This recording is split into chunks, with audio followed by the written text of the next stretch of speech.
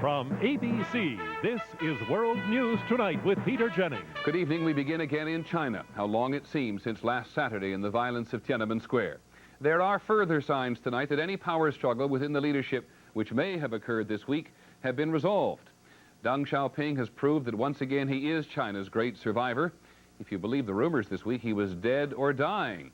Today it looks, and we can do no more than look in China, as if the man who has led the world's most populous country since 1978 is still in charge.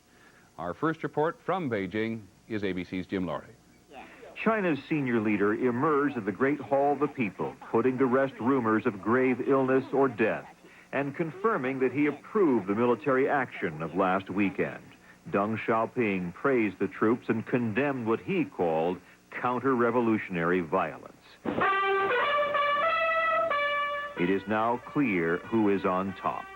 Outside in Tiananmen Square, the troops, thousands of them, were being entertained in the very spot in which the democracy movement had camped out. After today's ceremony, most troops were moved out of Tiananmen Square and redeployed elsewhere in the city. The job of rounding up anti-government suspects has now been turned over to local police and plainclothesmen.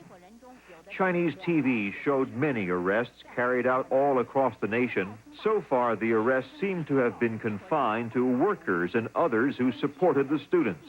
While some student leaders may have been killed by troops on Saturday night, most appear to have gone underground. At Beijing University, where only yesterday wall posters proclaimed the ideals of democracy and demanded the ouster of Li Peng and Deng Xiaoping, today the posters have been ripped down.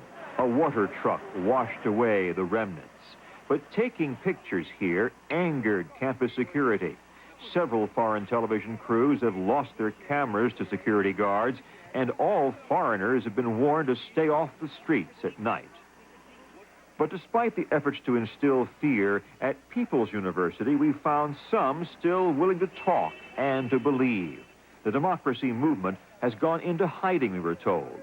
Money from Hong Kong and America given to the students' cause is to be the foundation of an underground resistance.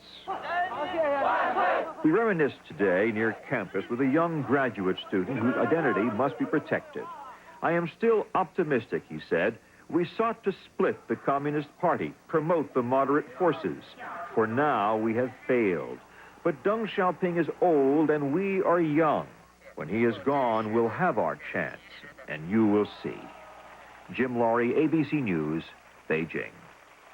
Among the many lessons we have relearned this week is how secrecy is a pillar of the Chinese political system.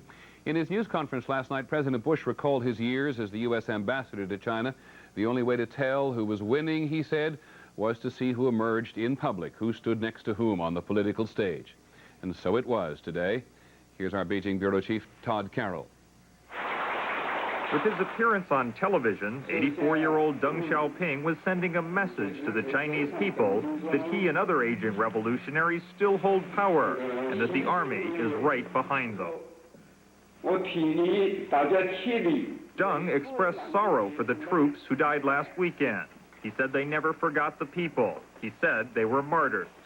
He and Premier Li Peng, who saluted the troops yesterday, never acknowledged that the soldiers had slaughtered perhaps thousands of civilians. For days now, in its television newscast, the Communist Party has been repeating the message that the army has been the victim of an attack by counter-revolutionaries and thugs, that its soldiers used restraint and suffered because of it. The message says the army is made of heroes, men who raise the flag in Tiananmen Square and salute the nation, men who sweep away the debris of battle, men who make sure the people are fed. To reinforce this message, Chinese television is showing and repeating more news programs. In big cities where there have been demonstrations, many people will reject the propaganda. But China is a huge country with more than 800 million peasants who are largely illiterate and ill-informed. They will hear again and again only one story, the party's story. And this is how the old men who ruled China want it. They will isolate and punish those who oppose them with all the tools at their disposal. These men who use the army to seize power will now use the army to keep power as long as they can. Todd Carroll, ABC News, Beijing. A lesson in how it works. Well, what happened in China today must be very much on the president's mind. ABC's Britt Hume is at the White House. The president left for Camp David having said nothing publicly about China all day. But aides said privately the reappearance of Deng Xiaoping praising the Chinese military is a blow to Mr. Bush's hopes of preserving the U.S.-China friendship. We two are good friends for a long time. In February, Mr. Bush's friendship with Deng and the other aging Chinese leaders looked like a strategic and political asset. China, for example, had given the U.S. a place to put the sophisticated electronic listening post that was lost when the Shah of Iran fell from power. But in a meeting with Indonesian President Suharto today, he heard a question that reflects his dilemma. Mr. President, is Deng still your friend?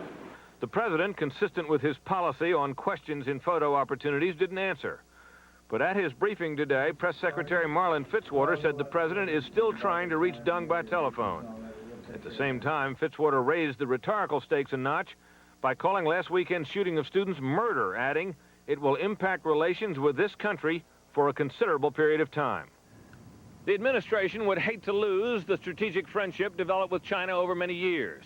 But the fear here is that the political pressure on the president to distance himself further from China's leaders could make that inevitable. Britt Hume, ABC News, the White House. When we come back, why the people who live near Tiananmen Square are too afraid to mourn in public. And later in our broadcast tonight, the 3 men believed to have made the bomb which destroyed Pan Am Flight 103. And our